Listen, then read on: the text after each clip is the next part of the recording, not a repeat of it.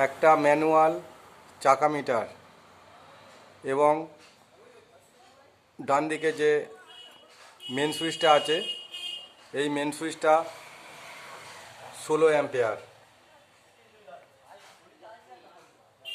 আর মিটারের নিচে যে কড়ির ফিউজ বা পোর্সিলেন ফিউজ যেটা বলা হয় সেই ফিউজটা আছে 32 অ্যাম্পিয়ার। এটা অনেক দিনের পুরানো, কিন্তু দেখুন এর কন্ট্যাক্টগুলো আছে অরিজিনাল পিতলের থাকার জন্য 30 বছর হয়ে গেছে, তাও কিন্তু কোনো কিছু কন্ট্যাক্ট খারাপ হয়নি। এবং মেন সুইচটা দেখুন, এটা চীনা মাটির। আমরা বর্তমানে যে মেন সুইচগুলো দেখি এগুলো টিনের বডি থাকে এবং ভিতরে ঠিক এই রকম ধরনের একটা প্লেট দেওয়া থাকে, বাঁ দিকেরটা ডাইরেক্ট আর ডান দিকেরটা ফিউজ দেওয়া থাকে।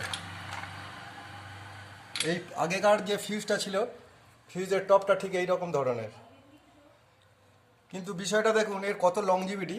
এখানে কন্ট্যাক্টগুলো কিন্তু সব পিতলের আছে এবং নাটগুলো এমনইভাবে আছে যা সহজে জং লেগে নষ্ট হবে না। বর্তমানের মেন সুইচগুলো দামও বেশি এবং তাড়াতাড়ি নষ্ট হয়ে যায়। এটা বহু পুরানো দিনের। আমরা এটাকে বর্তমানে খারাপ হয়ে যাওয়ার জন্য এটাকে চেঞ্জ করছি এবং এখানে এই মেন সুইচটাকে আউট করে দিয়ে আমরা এমসিবি মধ্যে দুখানা এমসিবি দিচ্ছি। এই মেন সুইচগুলো দু রকম ধরনের পাওয়া যায়, একটা সিঙ্গেল পোল, একটা ডবল পোল। এটা কিন্তু সিঙ্গেল পোল বলা হয়, কারণ দেখুন এই যে নিউট্রালটা ডাইরেক্ট শর্ট করা আছে, ওই জন্য এটাকে বলা হয় সিঙ্গেল পোল। আর ডবল পোলে সবসময় দুটো ফিউজ থাকে,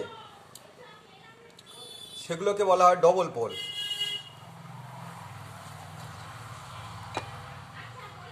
এই রকম ধরনের মেন সুইচ বর্তমানে খুব একটা দেখা যায় না, কিন্তু এর যা লংজিভিটি ভাবলে আমরা অবাক হয়ে যাই। এর মধ্যে যে কন্ট্যাক্টগুলো আছে খুব উন্নত মানের কন্ট্যাক্ট।